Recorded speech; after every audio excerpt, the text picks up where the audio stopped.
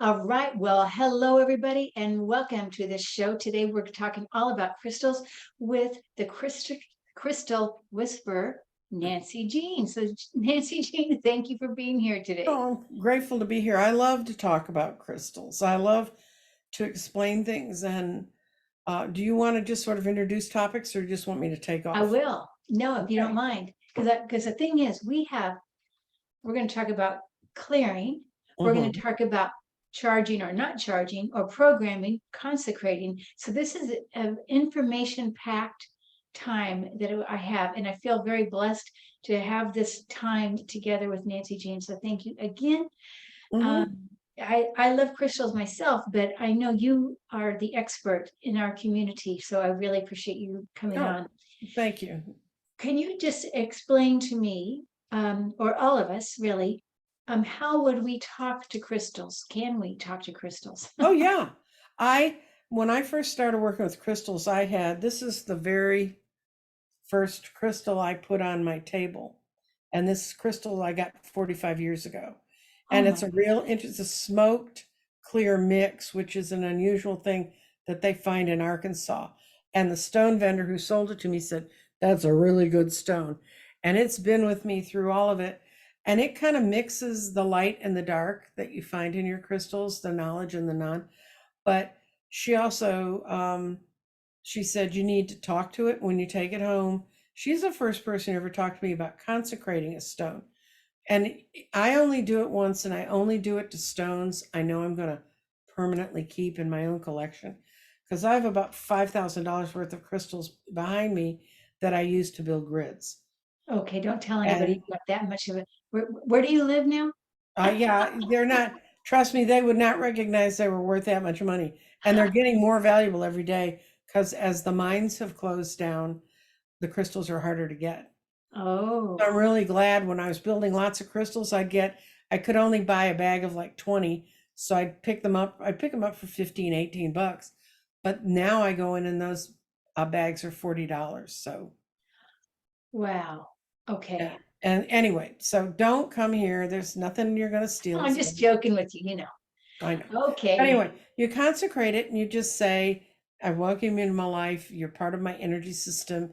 And then you hold on to it. And um, there's all kinds of, well, do you know the difference between a crystal, which is like this, which is like clear, ordered, patterned minerals, and this is a stone. And it's made out of minerals, but it's kind of all conglomerated together. And Yeah, this, the that's what they, formation. it's It's the formation. points, right? The So, shape. so when people say, "What about crystals?" They're talking about these. They're talking about a, a physical element. In geology, it means that crystals means that it has a completely ordered pattern of the molecules that are in it. This one has a hodgepodge of different molecules that are in it. And that's the difference between a crystal and a stone. And crystals are generally formed out of heat and stuff, but this is the oldest fossil I own. That's a stromatolite, and those are the oldest creatures that ever lived on the earth. This thing's like 30 million years old. Wow. Okay. It's the little one-celled guys, and you can kind of see it. It doesn't matter which way you put it because who knows which way was up. But they all laid on each other and they built up on the ocean floor. And those are that's the oldest, that's a fossil of the oldest living creature that we have fossils of. And those are stones because they're made from a living critter thing. Oh, And so is petrified wood, yeah. and so is amber because they were alive at one time. A petrified anything, if you find petrified bones, it was a bone once. It got replaced with minerals, but it still carries that essence. So that's Okay. kind of the things you're used to when you look at things. And then somebody said, "How do you sort your stones?" Well, this is my best close example. Am I okay to go on with this?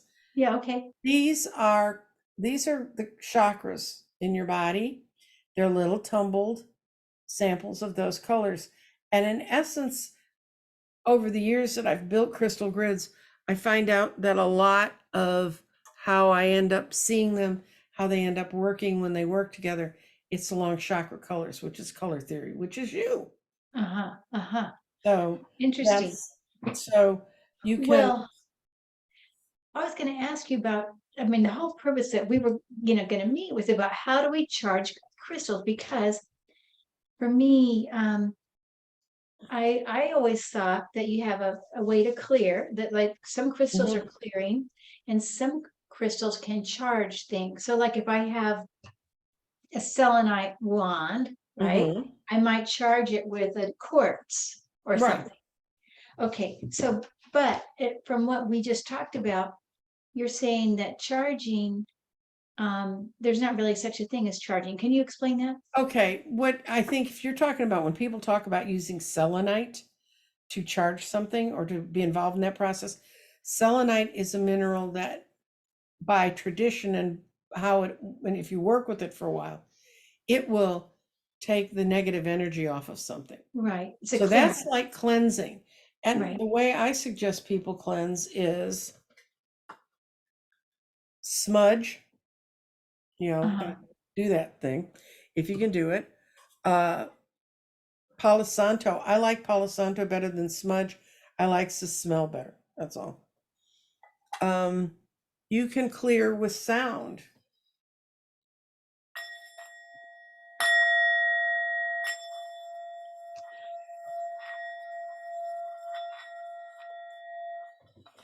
And I have a little African drum that I do that with sometimes. If I got a whole lot I got to do and I don't want to stand with my arm up like that. And I just pick the sound that makes the most to me and I bang away at it. Also So gets you're rid of a lot talking of, about when you get a crystal and you come home with it, you right, consecrate it, and then you clear it or right. I clean want to it. clear, I want to get any other extraneous energy that's off of it. The only thing I do that's water like is I have a mist bottle. This is full of, you can make it yourself. You can buy a little eyedropper bottle full of dragon's blood online, or you can use any other fragrance you want to use. And you can use this to like to smudge a room too, because this guy will do a big room and it'll do a lot of stones. You do not want to put stones in water, and I will show you my sad tale. This was a perfectly beautiful, you can see it's a selenite one and it kind of has chips and defections. Those weren't there. I thought you could, I was under the illusion you could just put anything in water. Not selenite, because it comes from salt. That's a big chunk of how it's formed. And it's like acid. It just ate little holes in it. It's all pitted. Now, will the selenite still work? Yes, it's fine. It's mostly an aesthetic thing. So I keep it in my in the back cabinet where I have a bunch of different kinds of selenites. I have selenites that are the long flat things, and selenite's another thing you can use to clear a stone. If you have a long flat selenite thing, you can put a stone on top of it and just let it sit for a while. Yes, yes. Uh, Can I stop you so for just a second? sure. Okay, so yes, I know I think most of us know about selenite, that it's a clearing stuff. Hmm. But you can clear your body, right? With Right. it, you can clear other stones with it. It's not a charging stone though, right? No. It, Right, it's a well, clearing. yeah, what it can do is if you have a stone that feels like it's been overworked, you can put that on the selenite and the selenite will suck it back to its original energy. Okay. Yeah, yeah, yeah. Good. Okay. Now, tell me about dragon's blood. I've never heard of that. What is this? Is this an underground something or other that we have to It's been find a out there for a dragon long and time. take it? You can get dragon's blood. You can even get dragon's blood in, um, like this kind of a incense stick. I don't know what all goes into it. I've just always known it was dragon's blood.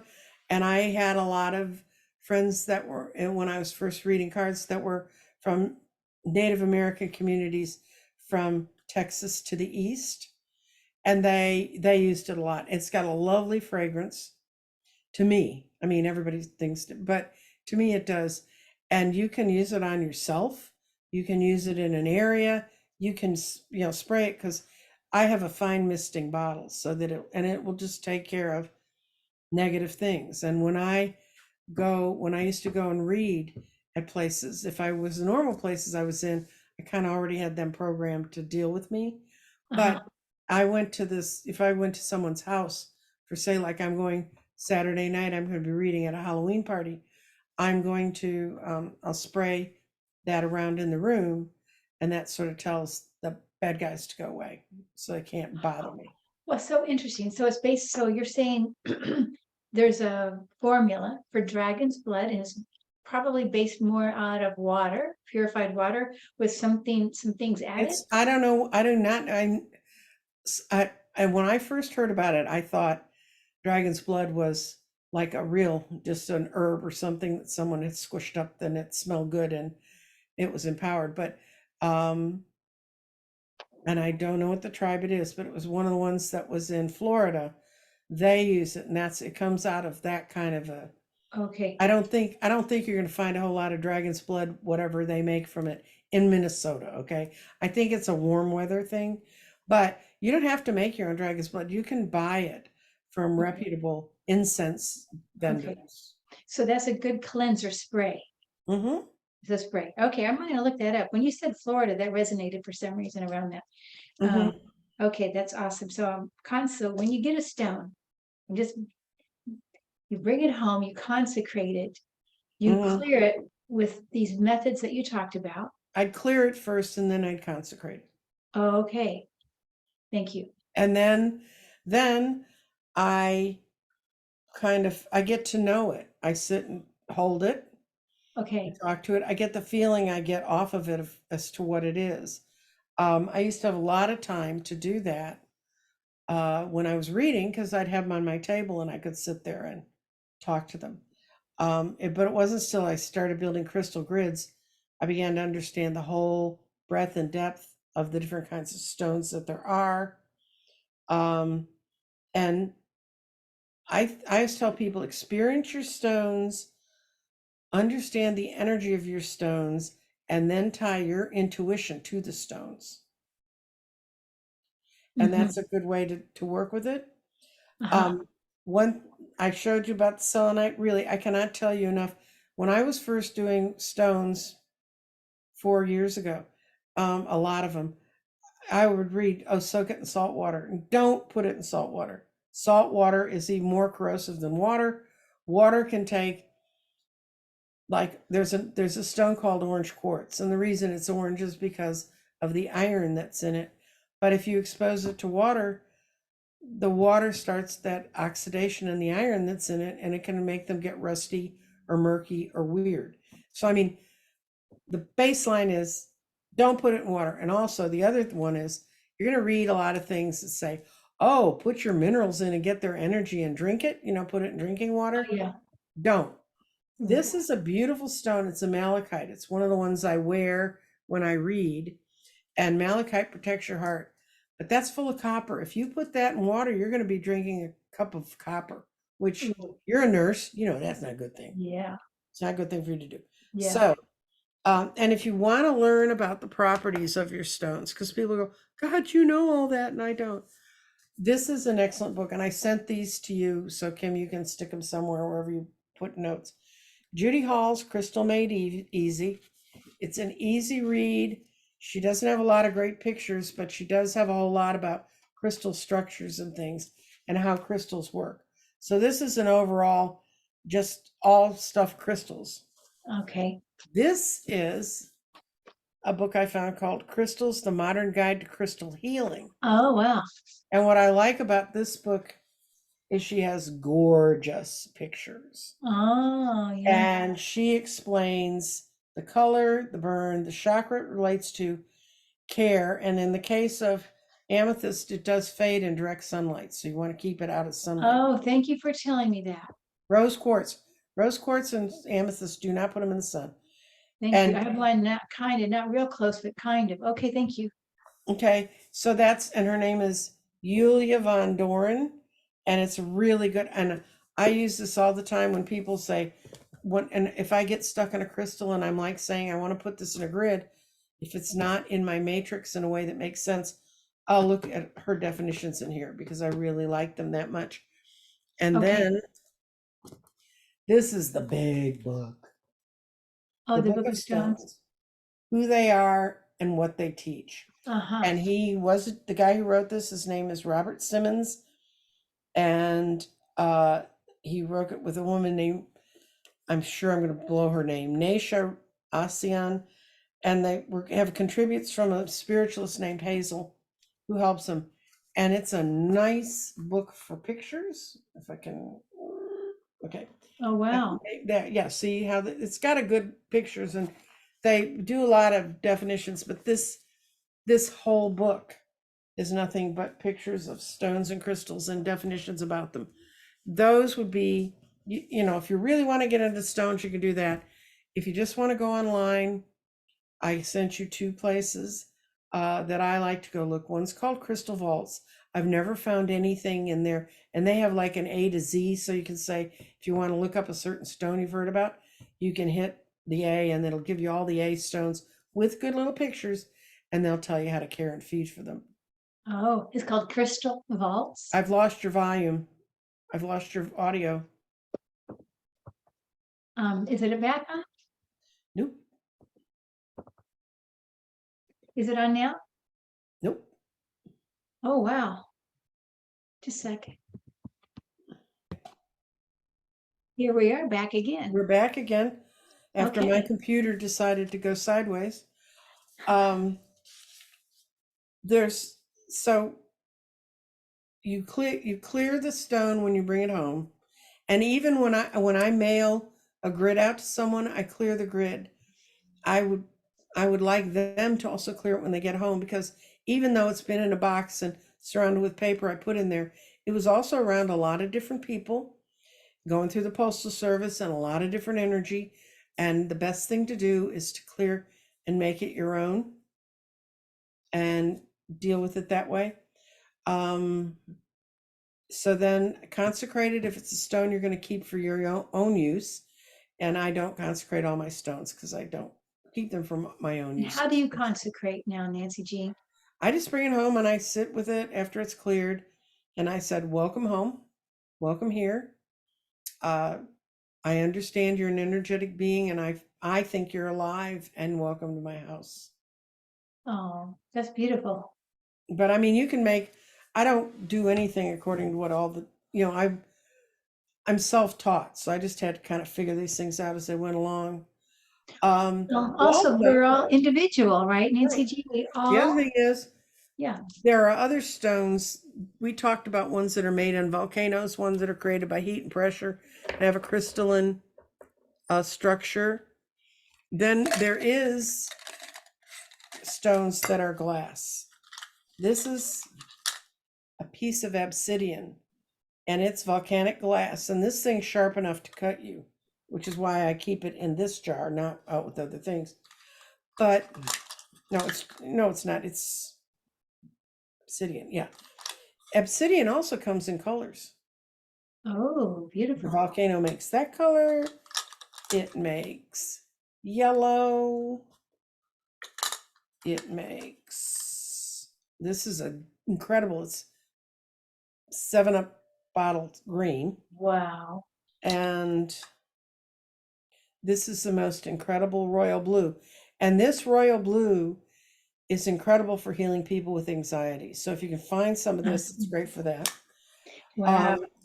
And I keep those all together. So when people say, well, I've got this black stone. Well, I've got a black stone that also can be a this stone or that stone or that stone.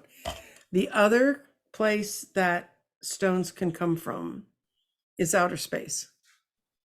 And this is a piece of shungite. Shungite is 99.9% carbon. And its crystal structure, if you've ever seen a geodesic dome, if you put two of them together, that's the crystal structure. That's what Buckminster Fuller figured out. And when they look at this, they'll go, oh, that's the stone that's made up of buckyballs. But it came Yeah, from that's outer very good for space. grounding, right, Nancy Jean? Oh, those are incredible for grounding because they came from outer space. And what it was is 13 or 14 million years ago, this giant, and it must have been the size of an asteroid, crashed into a part near the Russian and Chinese border. It's near Shung, it's a city, and it just made this enormous change where it just heated it up, it all became this carbon. It's a miraculous substance because it's 99.9% pure. If you get stuff in little bits, you can actually filter water with it, and it will filter out radiation. Wow. Okay, that's why they put it by your computers, right? They talk about putting the shungite between It you and the stops computer. the radiation and the waves and the electrical waves. Does So it matter on that? Can I ask you something, Nancy G? sure. So let's just say at bedtime, so many of us, at least I do this, and I know I'm not supposed to, but I'll be listening to something on, well, I usually listen to something spiritual before I go to bed. I don't never listen to the news before I go to bed, but anyway, some kind of something or other spiritual, but I'll fall asleep. And sometimes I think, oh, I'm falling asleep with something nice, but then I notice my sleep isn't so good. But that's beside the point. But if we put a piece of shungite either in between us and the computer, does it matter what size, and does it really work? No, it can be any kind of stone that you decide. This is a kind of tourmaline, and tourmaline is normally a very black stone, Right. and mostly you'll see it, but this is watermelon tourmaline, and I have a teeny tiny bit of it on my necklace, and this ring is a watermelon tourmaline. I love watermelon tourmaline. This is so comforting to me. If I had to throw that under my pillow, that's a good night's sleep. Oh, wow. But you have to kind of get to know the stones you own Yeah. and what's going to work. Yes. And sometimes you just want to have stone around because it makes you smile. This is one Yes. of the stones I have. This is called a chrysanthemum stone. Oh, wow. And that's not painted on there. That's actually, when this came up through the volcano, there were two different minerals and they separated themselves out like that. So if you sliced further and further back, that white thing would still be there. So it's not, and this is, okay, we're going to talk about rough and tumbled. This is a rough stone, and I just love it because it's so raw and so fun. This is also a chrysanthemum stone, except when it's like this, they call it a writing stone or Chinese writing stone or Asian graphic stone. But this is it just tumbled and made different. It's made from exactly like this. You could tumble this and make it all super shiny like that. Yeah. So that's the other thing you have to decide now. This would be a much nicer stone to have under my pillow than this, right?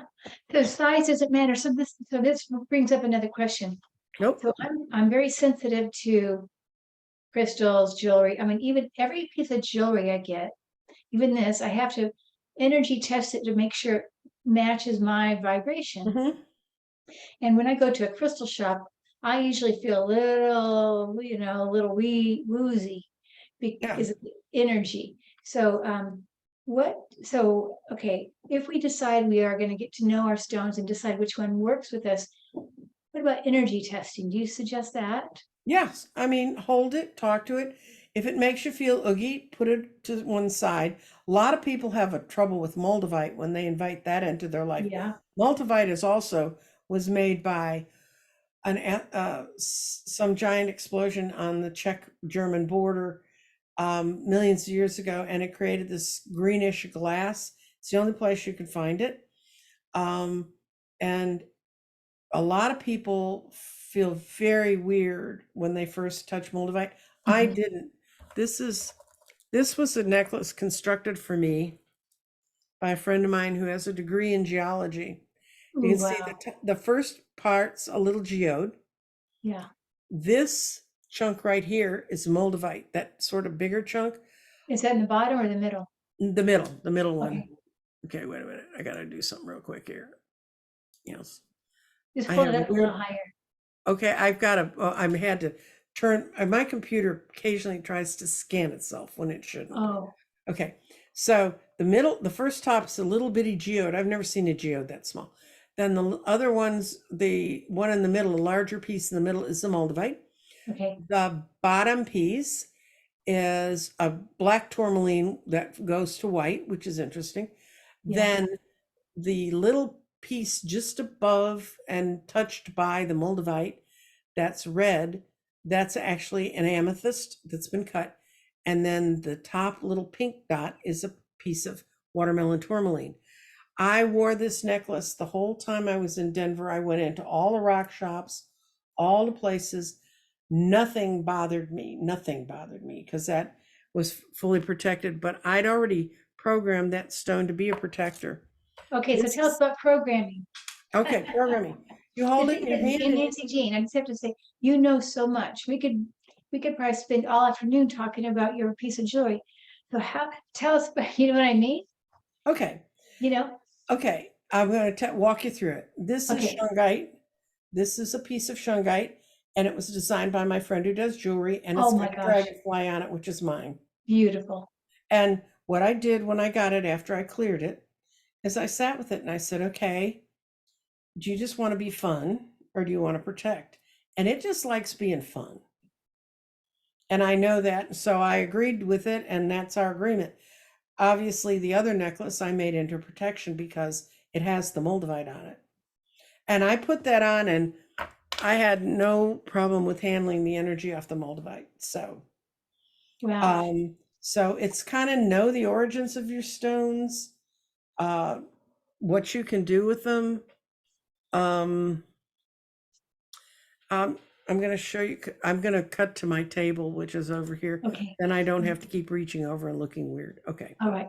Oh, that's pretty. This is a black obsidian pyramid. Ooh.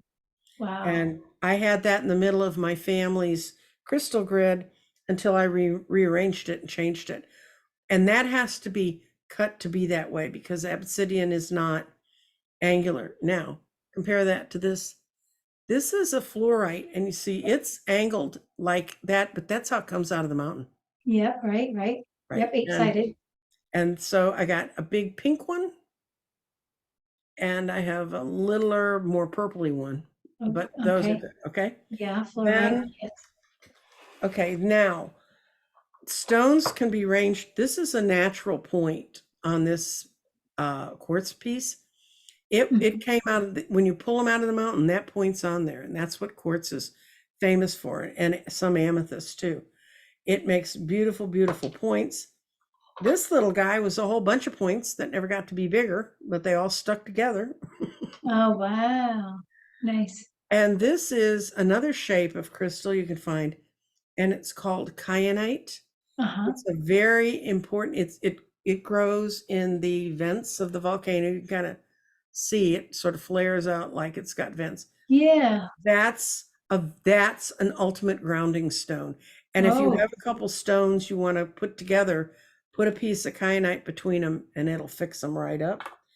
And these are both calcites. And this is a blue calcite and this is a honey calcite. Wow. And they're both calcites, but what would you use them for? I think if you're using them in healing, you would use this on the throat or the third eye or that. And if this, you'd probably use on the solar plexus or the sacral chakra. Yeah. If you wanted to focus on those. And that kind of ends the show and tell for over there. What are those little yellow things I see? Okay, wait a minute. I'll go back. On your table, yeah. These? Yeah. Okay, that's my homage to the Ukrainian flag. It's on my desk every day. Oh. And those are,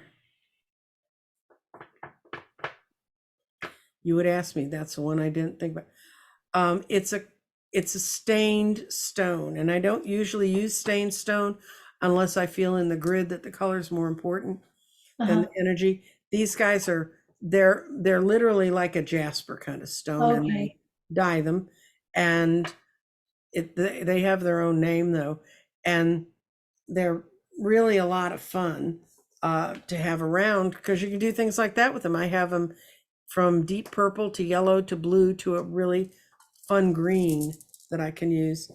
And then this is a Lumerian stone. Okay. And if you know about them, they had little inclusions in them. When I first got this stone, it was almost clear there was one inclusion. Every time, and I picked it up today and I went, I know there's going to be more inclusions in there. It's getting so thick with inclusions, you almost can't see through it. and it's got like plates of rainbows. I just don't have a decent enough camera to show it. Okay, so on the Lemurian now, the way, if we want to distinguish, tell me if this is right. A regular quartz versus a Lemurian quartz. The Lemurian quartz has those striations. Right. It looks like there's a plate that's like it's broken, but it's not. And the light refracts off it like a rainbow. Okay, and it has, so in other words, it's opposite, it's perpendicular to the points. Right. Okay. Yeah, these plates go, well, this was a shaped stone, so some go up and down, some go across. But I can tell you when I first got this stone, which was about 6 or 7 years ago, it was almost clear. There was one sort of rainbow that went across. And every time we go through another big, huge energetic shift, which we're in the middle of right now, I knew when I picked it up this morning, it was going to have more of them. I just have a decent enough camera to be able to document what I was seeing. Now this is, you can get these. These are sold, they're wands. They're sold online and they have every kind of stone you could ever want. They've got from crystal clear and modeled, and then this cool thing. That's just a jasperish stone that someone clumped together and polished up. Beautiful. And this is a red jasper. So if you want to try colors, I think these little bags of this are like $20 on Etsy. Okay. But you get all different kinds and sorts of colors. And you can, I cleared them when I got them home. Those are what I use to send to people for wands to fire up their grids and to connect with the chakra eggs and stuff. Okay. Nice. Yeah. So to program again, I want to just repeat. Once you clear your stone, right. Once you then consecrate it, then you can program it. After you get to know it, then you can program it. You have a little mind to mind telepathic communication with your stone and see what would be agreeable between you and your stone, what the stone would like to do for you. Is this correct? Yes. That's for the stones you're going to hold on to. Okay, got it. So once you decide, let's say I've got the citrine and I want this to be a protector at my bedside. I mean, I'm just going to pretend. I don't know. Citrine brings good luck and good thoughts, so that would be a perfect one for there. Oh, good. Okay. So I would talk to the citrine and say, can you please, dear one,